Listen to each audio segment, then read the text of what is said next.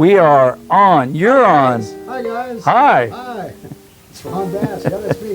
It's another edition of the Ron Bass Show. It's your source for inspiration, encouragement, motivation, dry humor. Mr. Brent Atterbury. Howdy. Howdy.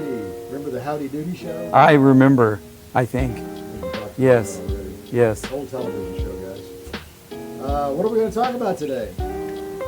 Well, you said you had stories. I do? Yes. You, and I know you always have stuff. I do? Yes. Stories. Stuff. Stories. Well, here's something I've been thinking about. I'm going to call it the top three. Oh, hold on a second. Where's Mike? Oh, Mike. We got to put Mike on. We forgot Mike. Mike! Mike. Hi, Mike. There's Mike. There's Mike. I mean, your voice is kind of loud anyway, so they Yeah. probably heard everything you That's a good said. point. That's a good point. When I was a little boy, they said, speak loudly, speak clearly, speak with good enunciation. Okay. So that's what I do now. Got drilled into my head as a little kid. Yep. Okay, the top three. What's the top three? Well, the top three things that are so critical and so important to feel good about yourself. Number one is to work out. We talk about that every day, all day long, right? By the way, I have a customer that, talk about a story. She's a really good customer, but unfortunately she is a heavy drinker. And every time I go to her home, it gets harder and harder and harder to understand her.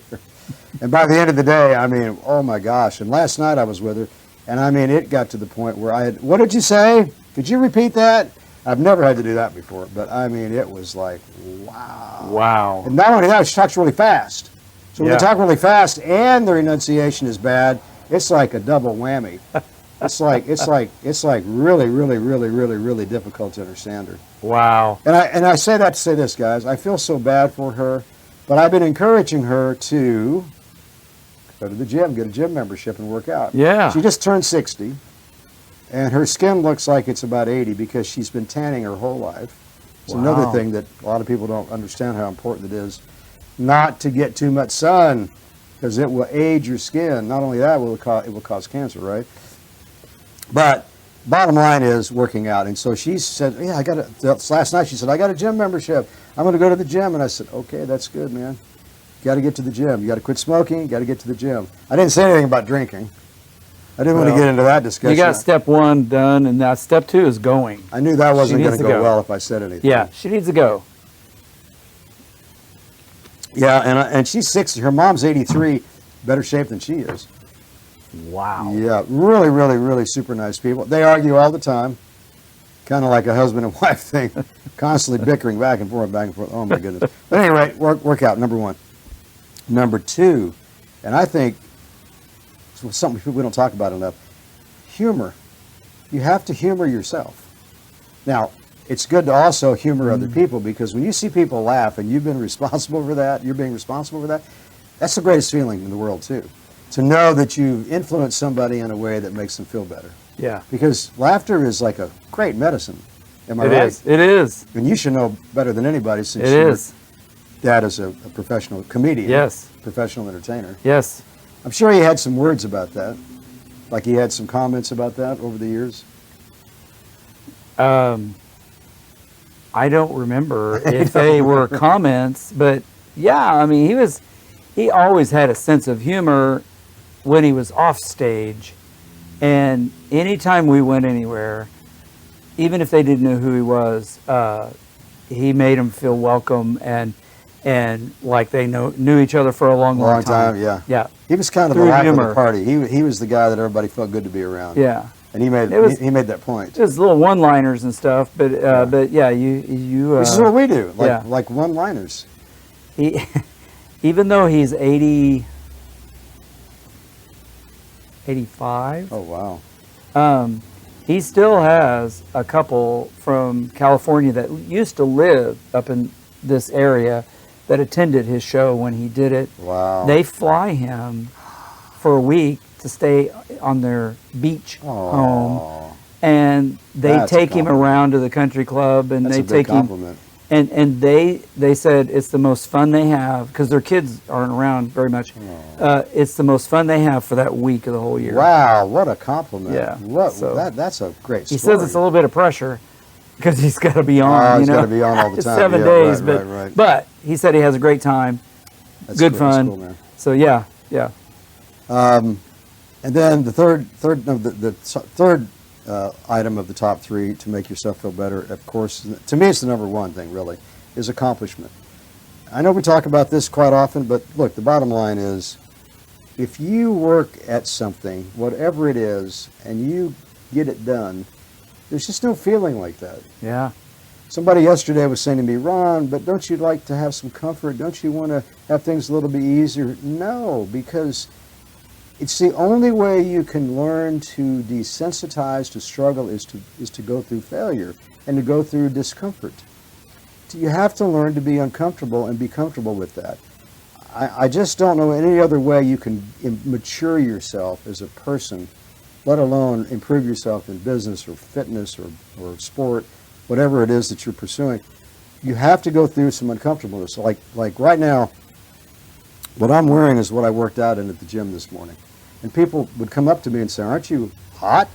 And I say, I'm hot, but I'm comfortable being hot. And last night at my gym, at my dojo, they were saying, oh, it's so hot, it's so...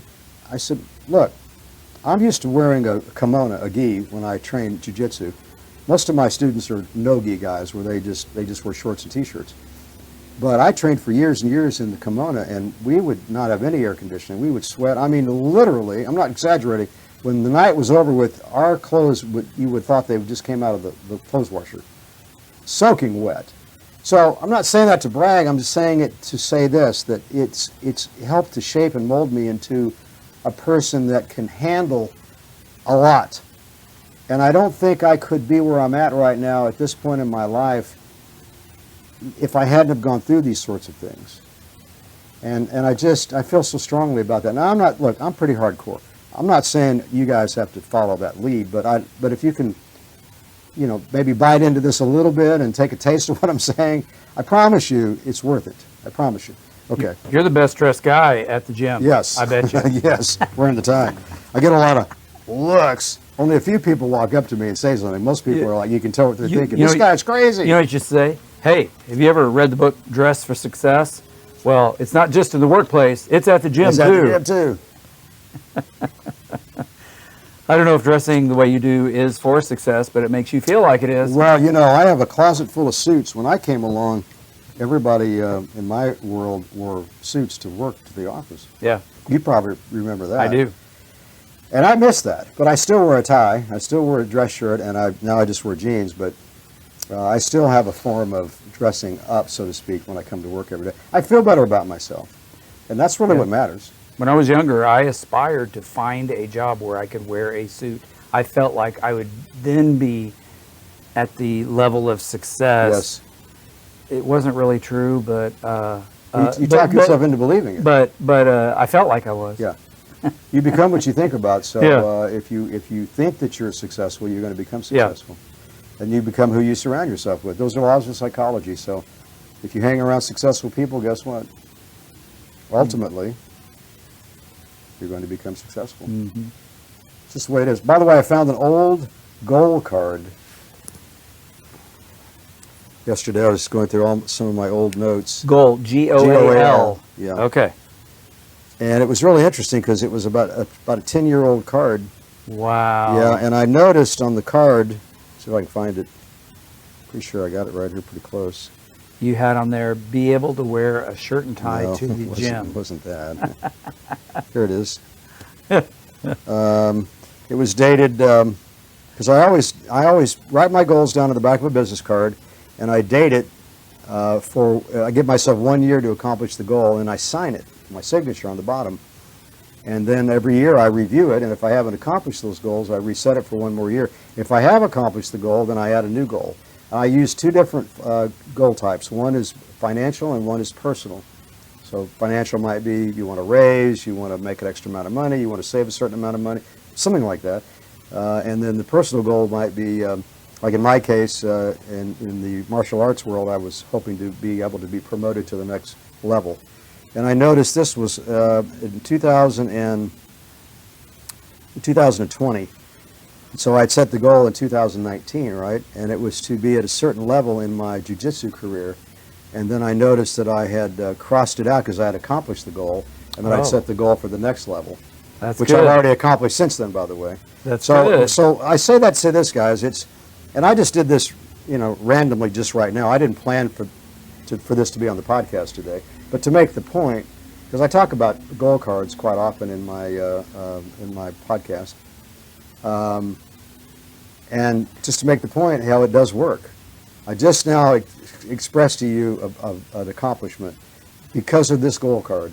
Mm-hmm. Because if you think about it every day, because when it's in your billfold, you're always touching your like my credit card. This is my little credit card holder, basically, and my driver's license. And every time you touch this, you automatically recite the goal. So how many times a day are you doing that? Many, many times in the course over a year, thousands of times. Mm-hmm. And like I said, the law of psychology is you become what you think about. This is not like fiction. This is fact. This is like a law, not a theory. So it has to happen. I've been doing this since I was over 50 years, almost 50 years. It's crazy, isn't it? Wow. Yeah. So look, guys, if you don't believe me, try to believe me a little bit and just give it a shot for 1 year.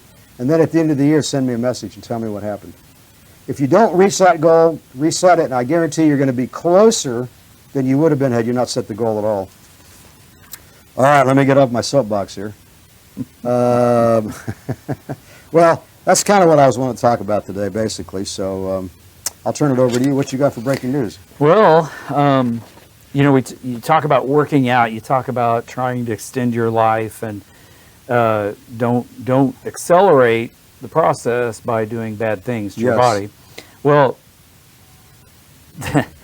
the world's oldest living land animal. Can you guess what it is?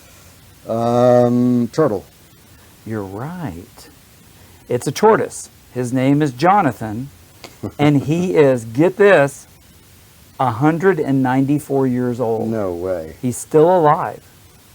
Yeah. 190. How do they know these 194? They've got pictures of like way way back back. in the Oh, day okay. of like 1882. They had a picture of him.